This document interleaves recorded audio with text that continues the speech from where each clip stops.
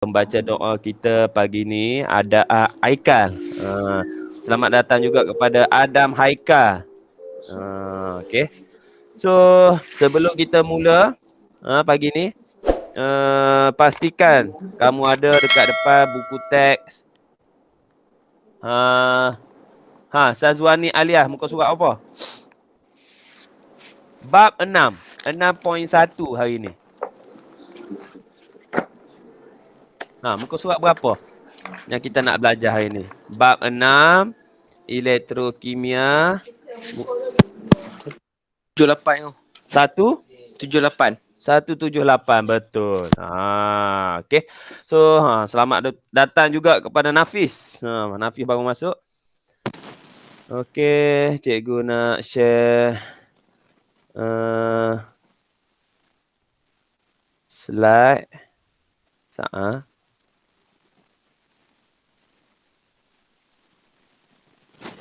Okey, nampak tak?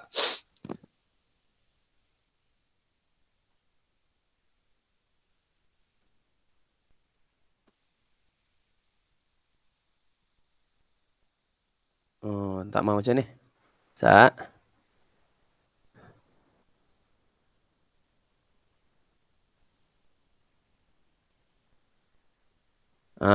Okey. Nampak? Semua nampak? Nampak Ego? Nampak lah. So hari ni cikgu nak kamu fokus betul-betul. Sebab yang ni macam bab paling ni lah. Tough lah. Okay. So cikgu nak kamu concentrate 200% dekat cikgu. Apa yang cikgu cakap ni. Okay. So hari ni 6.1 kita pergi. Okay, kredit kepada Cikgu Nur Razila Khalid yang sediakan slide yang comel ni. Dari SMK Ulu Tiram, Johor. 6.1 sel elektrolitik. Okay, elektrokimia. So bab 6 elektrokimia. So dia kat arah kimia sikit lah. Siapa nak baca pagi-pagi ni? Pagi-pagi ni kita kena aktif, cergas. Baru kita tak cikgu cakap macam suara suruh tidur. Okey. Adam Haikal baca.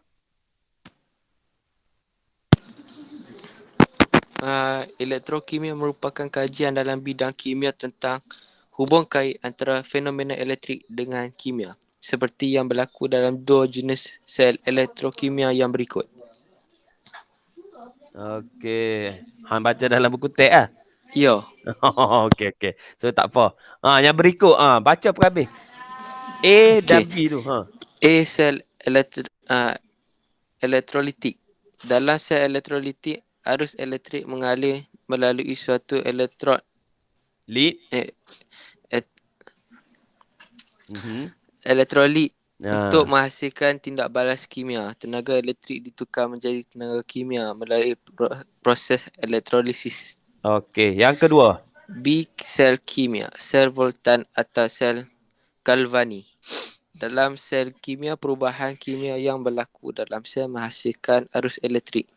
Tenaga kimia ditukarkan menjadi tenaga elektrik dalam sel tersebut. Okey, terima kasih Adam Haikal. So, elektrokimia ni dia cerita ada berapa sel dalam dia? Ada berapa sel? Ada dua. Ada dua. Okey. So, apa dia yang dua tu ni? Sel apa yang pertama? Sel elektrolitik dengan sel kimia. Okey, pandai. Sel elektrolitik dengan sel kimia. Jawab soalan cikgu Okey. Siapa cepat buka unmute tu. Buka unmute siap-siap. Yang mana tenaga elektrik dia tukar kepada tenaga kimia. Sel apa? Elektrolisis. Salah. Sebut betul-betul sel apa? Elektrolitik. Pandai. Sel elektrolitik. Kamu jangan main tibai. Elektrolisis lah, elektrod lah. Jangan. Semua lain tu maksud tu. Sekali kita pergi. Okey. So ingat, sel elektrolitik dia tukarkan kepada tenaga elektrik kepada tenaga kimia.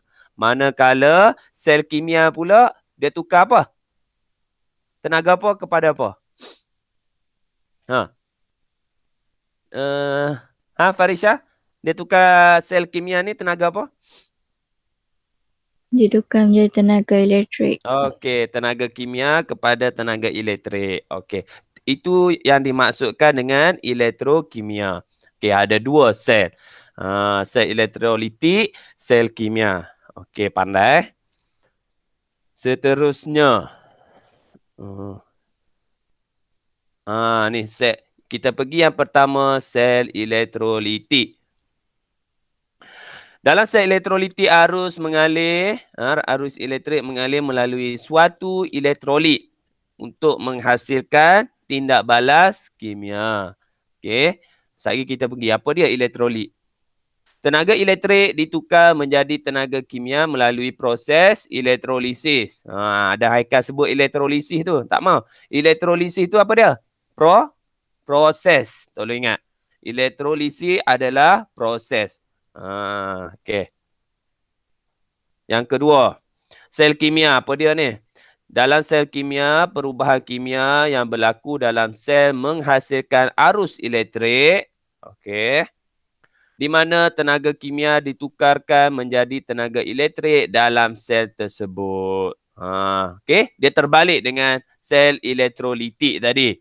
Okey. Sel kimia, dia kimia dulu. Baru elektrik. Boleh ingat? Sel kimia, kimia dahulu, baru elektrik. Sel elektrolitik, tenaga elektrik dulu, baru kepada tenaga kimia. Boleh ingat? Senang tak nak ingat? Okey. Ni elektrolisis. Ni proses. Elektrolisis. Cikgu nak siapa? Saza baca. Baca dalam buku teks lah cikgu. Boleh buku teks. Yang hitam tu elektrolisis. Elektrolisis ialah proses penguraian sesuatu sebatian dalam keadaan leburan atau aqueous kepada unsur juzuknya apabila arus elektrik mengalir melaluinya. Apakah sebatian yang diuraikan dan unsur juzuk yang dihasilkan dalam proses elektrolisis? Okey. Siap dengan soalan lagi. Okey, bagus. Terima kasih, Saza. Okey, so elektrolisis ni, Saza kata tadi proses penguraian. Penguraian ni apa? Pecah. Pemecah apa? Urai apa? Sebatian kepada dalam keadaan leburan aqueous kepada unsur juzuk-juzuknya. Contoh, natrium klorida. Okey, natrium klorida tu okey, satu je. Tapi kita pecah. Pecah apa dia? Kepada natrium, kepada klorin. Okey, tu contoh. Siapa tahu pecahan H2O apa dia? Macam mana nak pecah H2O? H2O tu apa? Air. Okey, air. So juzuk dia H2O apa dia? Gas apa yang ada dalam H2O tu? Nak pecah macam mana? Hidrogen. Okey, bagus. Hidrogen dengan? Oksigen. Pandai. Yang ni yang cikgu nak. Dia faham. Okey, dia pecah. H2O dia gabung. Macam mana nak urai pecah dia? Hidrogen satu, oksigen satu. Dah. Tu maksud dia.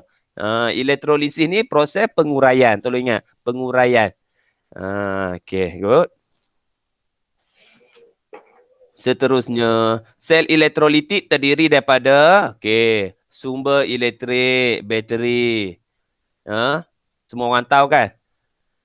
Yang panjang ni positif, yang pendek negatif. Tolong ingat. Kamu dah belajar apa dulu?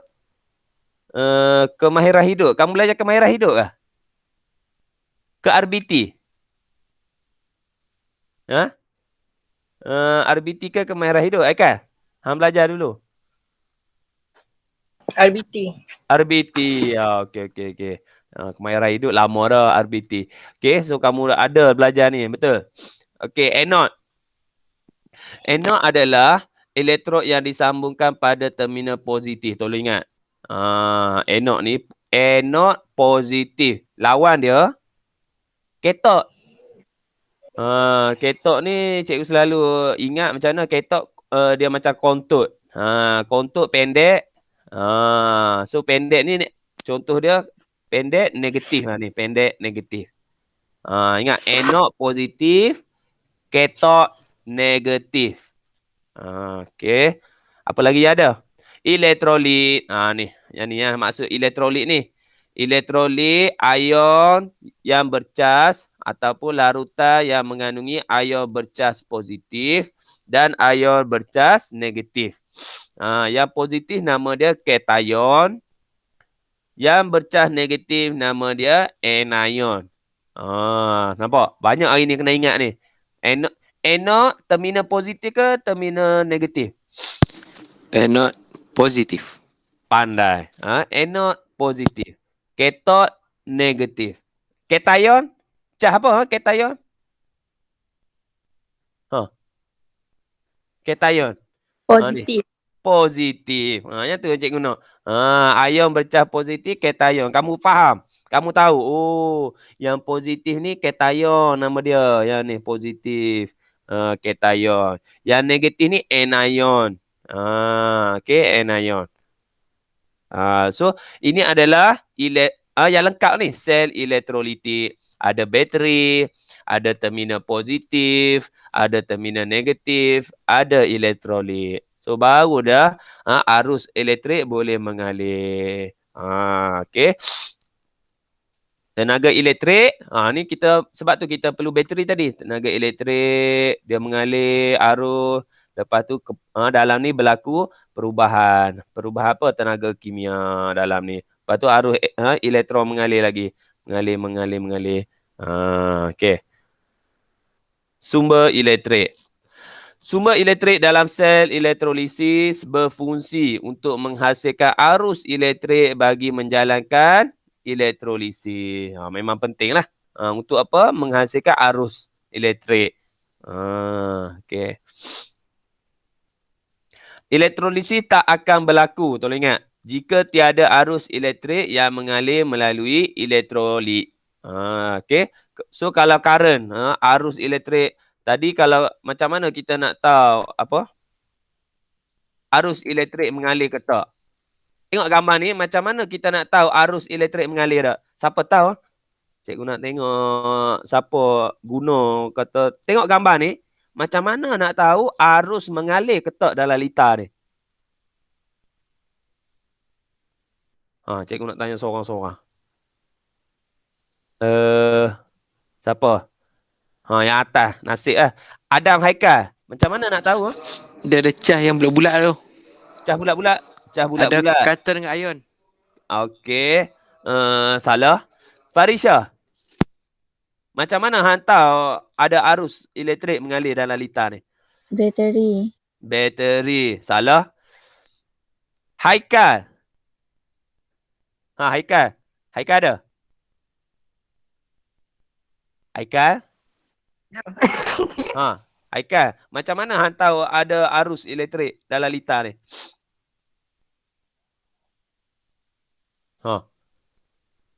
5, 4, 3. Positif sumber elektrik. Positif sumber elektrik. Salah. Nafis. Nafis. Ada Nafis? Nafis. Dia buka, dia pergi makan ke apa? Saza. Saza. Macam mana Saza tahu ni ada arus elektrik mengalir? Ada positif dengan negatif tu kan? Positif dengan negatif tu? Ada positif negatif. Salah. Sudah. Anak panah tu cikgu. Anak panah. Kalau yang dekat belah positif, bulat negatif mai. Belah yang negatif, katon mai.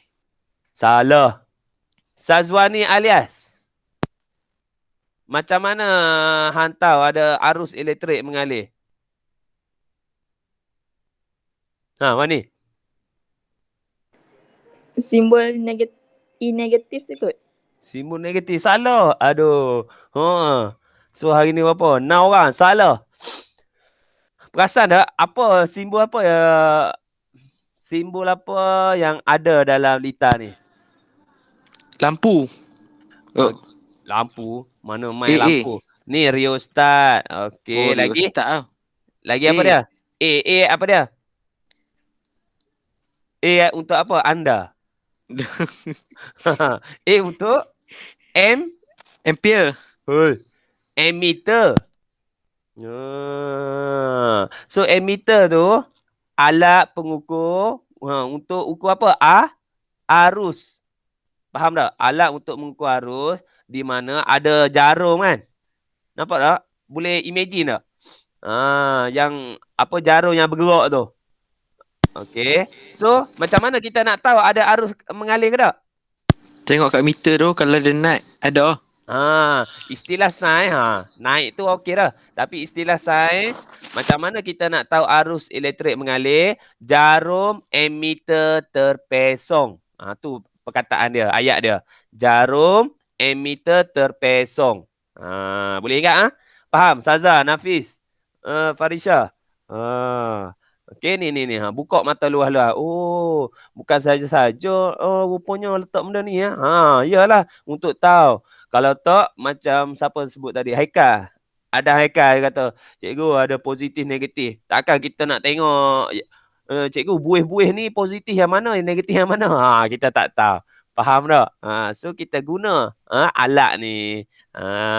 Okey, faham Okey. So itu dia, sumber elektrik dah. Okey. Elektrod. Elektrod pula, konduktor elektrik yang disambungkan pada bateri dan membolehkan arus elektrik masuk atau keluar elektrolit semasa proses elektrolisis. So, elektrod ni kita ambil konduktor. Kita bukan ambil penebat. Apa maksud konduktor? Siapa tahu maksud konduktor? Yang boleh mengalirkan arus elektrik. Okey. So kita guna konduktor kat sini. Pensel. Karbon tu mengalir. Karbon tu mengalir arus elektrik. Elektrod yang disambung pada terminal positif dikenali sebagai anod. Kita tahu dah.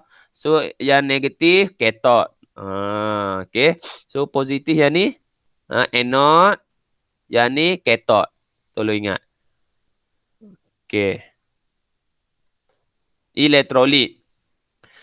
Bahan yang dapat mengalirkan arus elektrik dalam keadaan dua, leburan ataupun aqueous. Okey. Maksudnya cair lah. Dan mengalami perubahan kimia yang dikenali sebagai elektrolit. Okey, ingat. Elektrolit. Bahan yang dapat mengalirkan arus dalam ni. Bukan air, bukan larutan biasa. Yang boleh mengalirkan arus. Okey.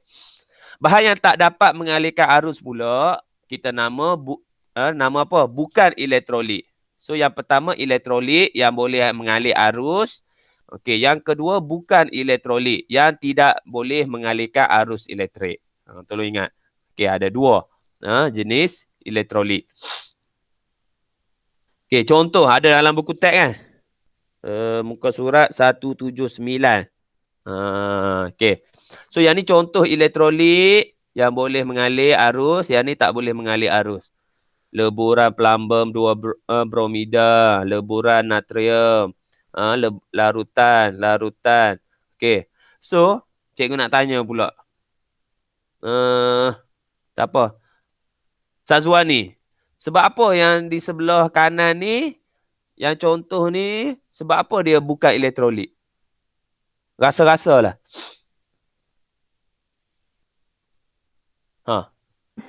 Sebab dia tak boleh. Tidak boleh? Tidak Tak. boleh apa? Kita tak tahu. Tidak boleh mengalirkan arus elektrik. Faham tak? Mungkin dia dalam bentuk larutan, cair. Tapi dia tak boleh mengalir arus elektrik. Contohnya etanol. Dalam cecair. Okey. Lepas tu larutan glukosa, cair tapi tak boleh mengalirkan arus elektrik. Naftalina. So mungkin dalam bentuk pepejal ni, naftalina. Dia pepejal. So tak boleh mengalir arus elektrik. Okey. So tolong ingat yang ni ya. Yang ni contoh. Okey, elektrolit merupakan sebatian ion dalam keadaan leburan atau aqueous yang terdiri daripada ion positif iaitu kation dan ion negatif anion. Dia kena ada dua cas ni, positif dengan negatif. Okey. Contoh, natrium klorida ialah elektrolit yang merupakan sebatian ion yang terdiri daripada ion natrium positif ni, Na positif. Okey, dan ion klorida Cl negatif. So ada dua sini, nampak? Okey. So ada dua cas kat sini dalam larutan tu. So bolehlah kita buat elektrolit natrium klorida. Okey, kita pergi lagi. Proses elektrolisis. Semasa proses elektrolisis, ion bercas positif. Fokus dengar betul-betul. Semasa proses elektrolisis, ion bercas positif ni, kation bergerak ke katot. Katot tu positif ke negatif? Tak ingat dah. Negatif. Negatif. Simple. Rumusan cikgu bagi. Lelaki. Okey. Lelaki, cikgu buat perumpamaan. Dia suka kepada siapa? Lelaki juga. Perempuan. Perempuan. Simple lah. Lumrah dalam hidup ni, dunia ni, Allah cipta lelaki suka dekat perempuan, perempuan suka dekat lelaki. Yang ni pun sama. Negatif dia akan pergi, ni yang cas negatif ni, dia akan pergi dekat positif. Ion yang positif, dia akan bergerak ke negatif. Simple lah. Ingat yang tu. Okey. Contoh, sewaktu elektrolisis leburan plumbum 2 bromida, okey, yang bercas positif adalah Pb 2+, bergerak ke katot. Katot apa dia? Negatif. Manakala ion bromida yang negatif, Br negatif ni bergerak ke anod. Okey.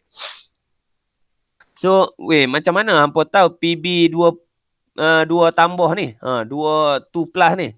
Yang ni negatif. Awak tak buat PB 2 negatif? Sudah. So yang ni simple je. Sign tak payah fikir banyak. Yang depan ni, ni. PB ni, yang ni positif.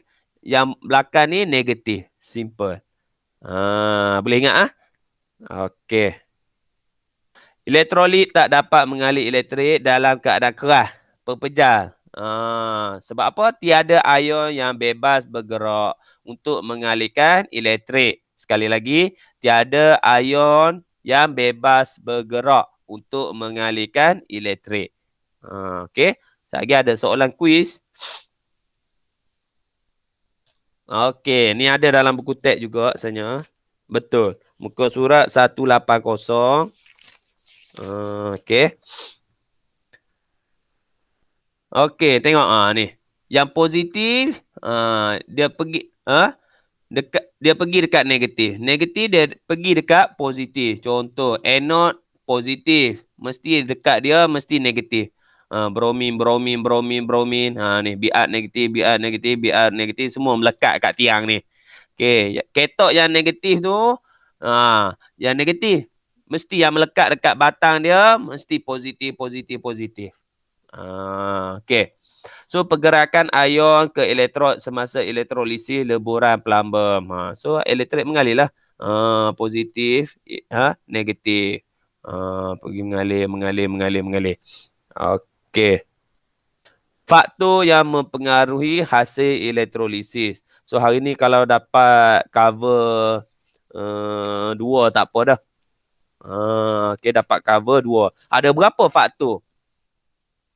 Okey, yang pertama, okey, Nazrul Hakimi okey Nazrul? Nazrul okey?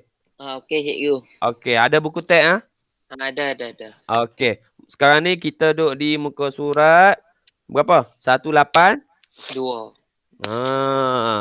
Faktor yang mempengaruhi hasil elektrolisis. 182. Hari ni kalau dan cover 2 pun cantik dah. Okey. Okey, ada berapa faktor, Nazrul? Ada 3. Baca 3 tu. Kedudukan air dalam sel elektrokimia, kepekatan elektrolit, jenis elektron. Okey, elektron ke rod? Elektrod. Elektrod. Okey. So ada 3. 3 faktor yang mempengaruhi hasil elektrolisis kita. Kedudukan ion. Okey, kedudukan ion dalam siri elektrokimia. Lepas tu kepekatan elektrolit, jenis elektrod. Kita pergi satu persatu sekali. Kedudukan ion. Tolong ingat ni, kedudukan ion. Yang pertama ni. Hari ni kalau cikgu dah cover 2 pun okey dah. Dalam siri elektrokimia, logam disusun mengikut kecenderungan atomnya untuk menderma. Atom ni ada bersifat pemurah ni, dia derma. Derma apa? Derma elektron. Okey. Semakin tinggi kedudukan sesuatu logam dalam siri elektrokimia, semakin mudah atom logam tersebut untuk menderma elektron. Semakin tinggi, semakin mudah untuk derma. Okey, simple lah. Semakin kaya, makin mudah untuk derma. Betul tak? Okey, makin kaya, makin mudah untuk derma. Ingat yang tu. So yang ni ada dalam buku teks kamu, muka surat 183. Yang ni lah cikgu nak suruh kamu hafal. Ada dalam buku PDCA, dia formula. Yang ni cikgu nak kamu hafal. Apa dia? K. Okey, kita tengok satu dulu. Kalium. Yang kedua, ion natrium. Yang ketiga, kalsium. Yang keempat, magnesium, aluminium, zinc, ferrum 2, plus titanium, plumbum. Okey, hidrogen, cuprum, argentum. Okey, cikgu nak formula dia. Okey, tengok macam mana Kalau nak kahwin, mesti ada zakat fitrah supaya perkahwinan harmoni kekal aman. Boleh ingat? Boleh ingat Saza, Nazrul? Boleh tu. Try baca yang cikgu sebut tadi. Kalau nak kahwin, Okey, lagi. Mesti ada zakat fitrah okey supaya perkahwinan hidup perkahwinan hidup tu. Okey. Harmoni. harmoni. Okey. Kekal Bahagia. tak ada bahagia. Kekal aman. Okey. Cikgu nak kamu hafal sekarang juga. Sekejap lagi cikgu soal. Faham? Semua buka di ruangan chat. Di ruangan chat. Cikgu ada type kat situ. Kalau nak kahwin. Abadi. Okey, dia kata Nafis abadi, kekal abadi, kekal aman. Kekal abadi pun sedap juga. Betul? Okey. Tukar aman tu jadi abadi. Thank you Nafis. Okey, kekal abadi. Baru betul. Okey. Okey. Boleh Ingat? Ada zakat fitrah supaya perkahwinan harmoni. Kalau nak kahwin mesti ada zakat fitrah supaya perkahwinan harmoni kekal abadi. Harmoni kekal abadi. Harmoni kekal abadi. Okey. Boleh cikgu nak panggil seorang yang bertuah hari ni. Ho. Hmm, siapa? Nafis. Nafis, boleh ke? Kau hang duduk mana? Buku apa dah?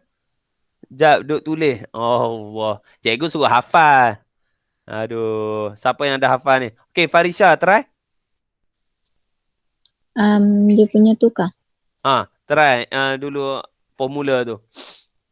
Kalau nak kahwin mesti ada zakat fitrah supaya perkahwinan harmoni kekal abadi. Lama, mantap. So dah ingat formula? Ingat tak? Kalau tu apa? Nak tu apa? Ingat. Try. Kalium, natrium. Ha. Kalau nak kalsium. Okey. Kalau nak kahwin mesti magnesium. Okey. Aluminium. Kalau nak kahwin mesti ada zakat. Zakat. Okey, zinc betul. Zakat fitrah ferrum. Okey, ferrum. Kalau nak kahwin mesti ada zakat fitrah ferrum. Supaya Sternum. Sternum. Okey. Zakat fitrah supaya perkahwinan plumbum. Plumbum betul. Perkahwinan harmoni hidrogen. Cuprum argentum. Okay, good. Tahniah Farisha. Okay. So, cikgu harap kekal kekal lama dalam otak ni. Kalau nak kahwin mesti ada zakat. Okay. So, kalau jumpa dengan cikgu lepas ni pun 10 tahun lagi ke 15 tahun lagi, cikgu saya ingat lagi formula ni. Okay. So, ingat. Tolong hafal. Bukan saja-saja sebab apa? Yang ni penting. Sekejap kita nak apply dah. Kita nak guna dia. Bukan cikgu suruh nak bully, nak suruh sebab apa. Memang kena hafal. Okey.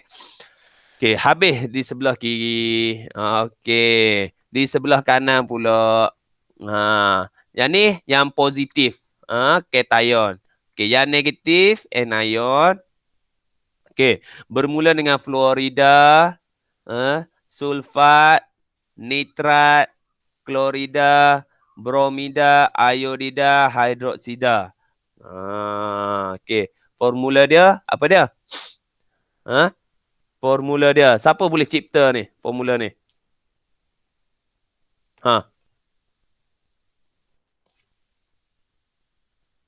Okey.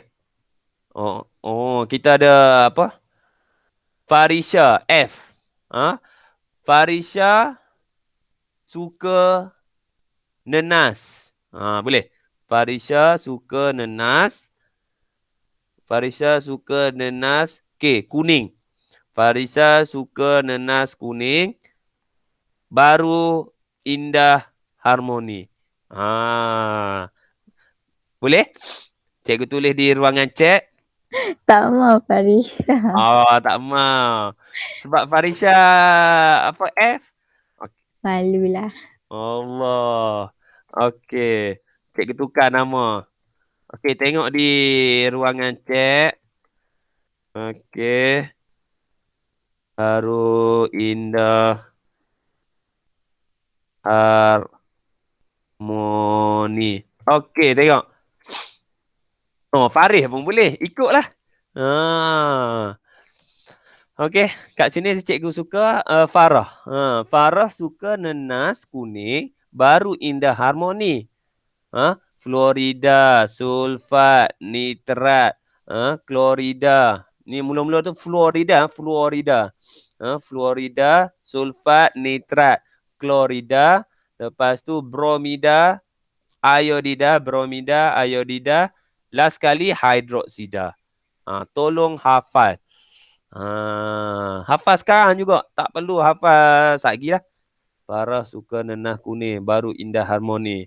Tadi kalau nak kahwin mesti ada zakat fitrah supaya perkahwinan harmoni kekal abadi. Okey, Farah suka nenas kuning, baru indah harmoni. Cantik, sedap ni. Farah suka nenas kuning, baru indah harmoni. Oh, ayat ni. Okey. Hafal. Okey, cikgu nak panggil siapa?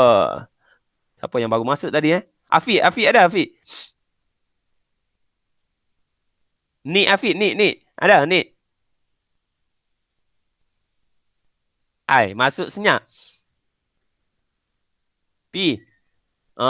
Saza, try Saza. Ya. Farah. Farah Mhm. suka nenas kuning, baru indah harmoni. Okey, apa dia Farah tu? F. Florida Okey, lagi? suka sulfat. Okey, betul. Nenas nitrat, Mhm. Florida, Okey. iodida, Iodida, hidroksida. Di sebelah yang positif tu Saza, try. Kalau Nak kahwin, mesti ada zakat fitrah supaya perkahwinan harmoni kekal abadi. pandai. Okey. So, cikgu harap formula tu kamu ingat kation dan anion sekali. Sagi perkahwinan, apa dia perkahwinan PP? Pening terus. Farah tak pernah dengar pun. Sudah. Okey, tolong hafal formula dia tu dengan akronim maksud dia tu. Okey. So, boleh hari ni dapat 2 formula ni jadi dah. Yang ni yang kita nak ni. Ni tujuan kita hafal ni. Kita tengok betul-betul. Okey, tengok betul-betul. Yang pertama. Contoh, elektrolisis larutan natrium sulfat. Okey. Ni ada apa sini Nazrul? Natrium sulfat ada apa dia? Ion yang hadir dalam ni. Apakah ion-ion yang hadir dalam natrium sulfat? Nazrul? Nazrul pergi makan dah? Ion natrium, Okey. ion sulfat, ion hidrogen, ion hidroksida. Okey, soalan. Ion hidrogen dan hidroksida ni dari mana? Dari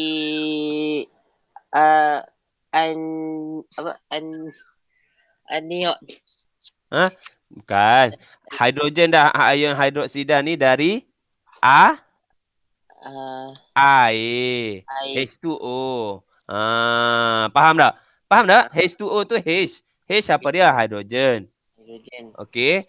OH tu daripada air itulah H2O. Okey. Natrium dari mana? Sulfat daripada mana ni? Daripada natrium sulfat. Okey, terima kasih Nazrul.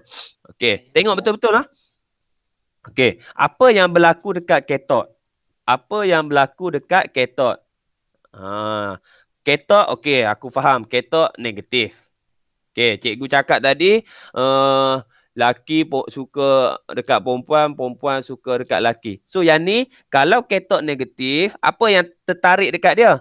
Mesti ion yang positif. Okey, so kita pun senarai kat sini. Ada berapa ion yang positif? Natrium dan ion hidrogen. Ada 2. Okey, so ada 2 kat sini. Yang mana satu kita nak pilih? Natrium ke hidrogen? Ada Haikal. Hidrogen. Sebab apa hang pilih hidrogen? Sebab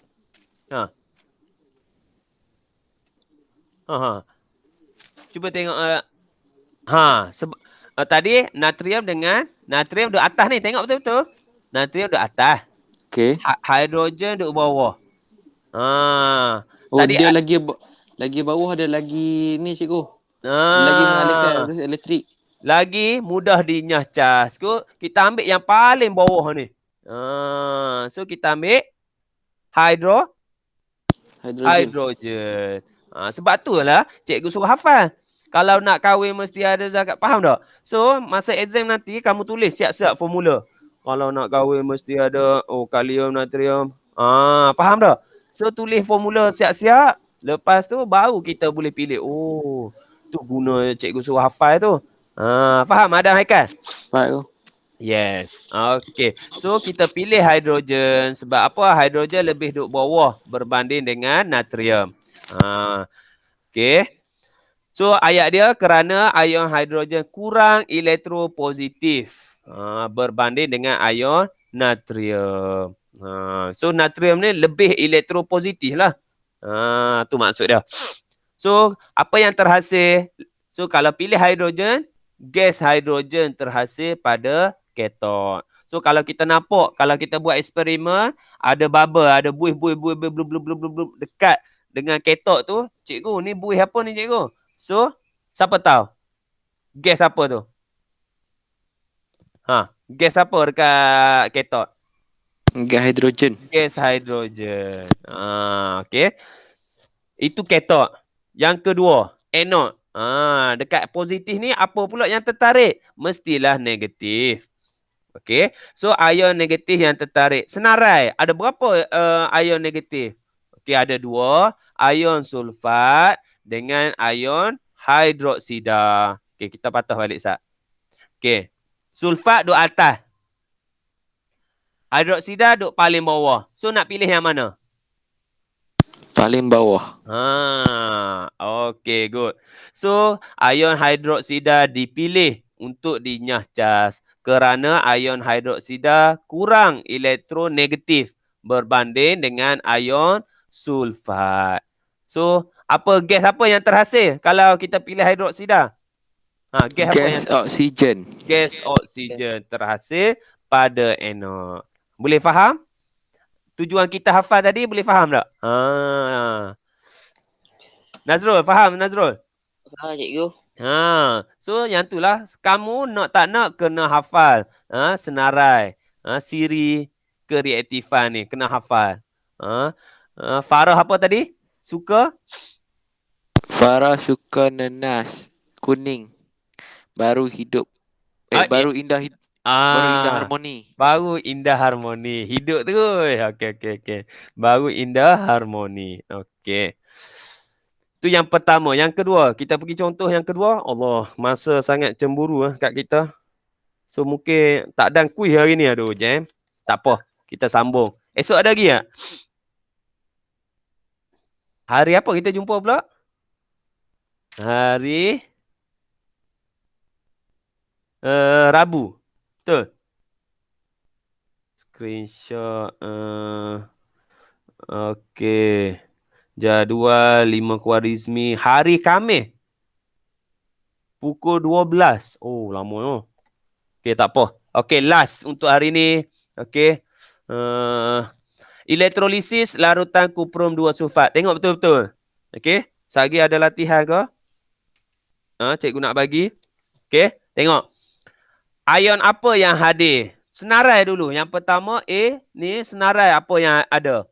Kuprum 2, ion sulfat. Ambil je.